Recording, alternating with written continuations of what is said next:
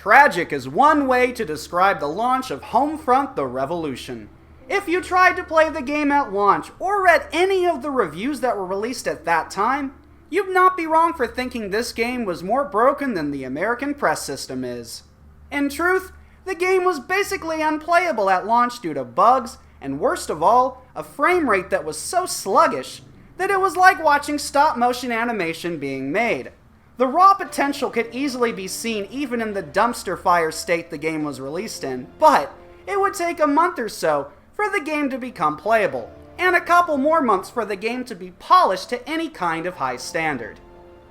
However, that is when something unheard of in this industry happened. A game that was broken and honestly a grand tragedy due to the immense potential the game had, suddenly became one of the best first-person shooters of the modern era.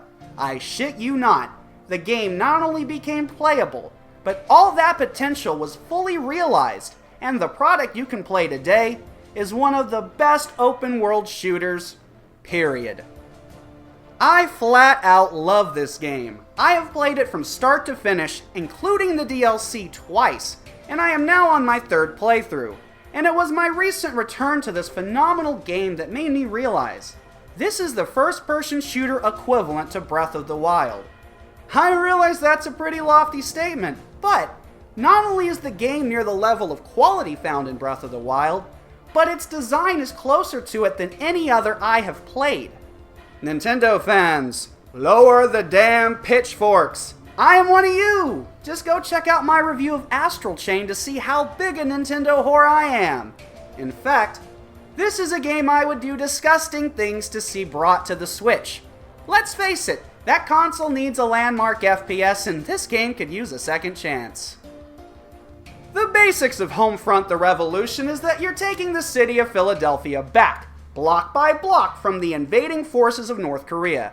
To do this, you must take over military installations, but you also end up solving puzzles to take control of hardpoints that allow you to inspire the citizens around you to take up arms and join the fight. While the game does not share the exact philosophy of Breath of the Wild, where you could do any quest or even finish the game at any time, the open-ended nature of the mission design gives this game a uniqueness that was all its own until Breath of the Wild appeared like some kind of legendary Pokemon. When it comes to taking out the plethora of military installations you need to take over to gain control of the city, you are free to go in guns blazing, use stealth, recruit other members of the Resistance, and use a multitude of gadgets, like remote control cars that will blow the fuck out of your enemies. Which is kinda like Taco Bell's effect on my toilet.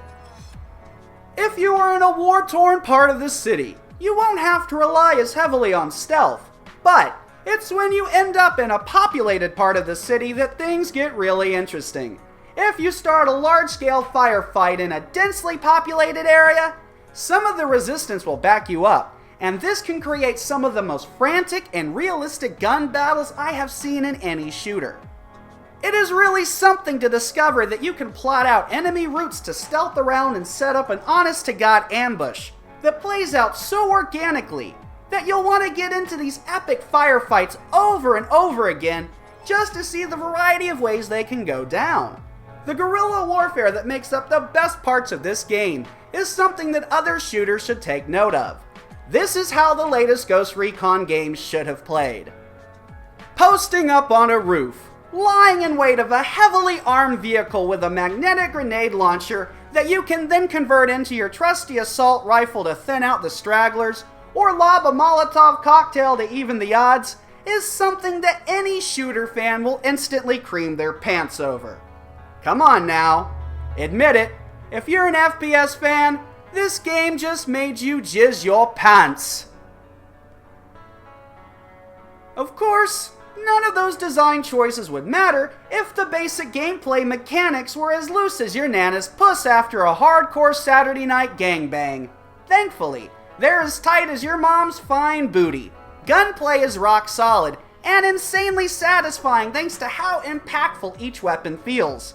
And the stealth mechanics are simple, yet that is why they work so well. Dashing around only to slide behind some cover and pop out with a silenced pistol to score that perfect headshot never ceases to be an utter delight.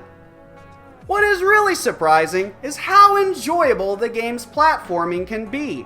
You will scale quite a few buildings in search of loot and resources to build your lovely explosive toys with, which makes that process essential. But I simply never expected to enjoy exploring the city as much as I do. Searching for the right path to gain entry into a hidden treasure trove is far more fun and rewarding than it has any right to be.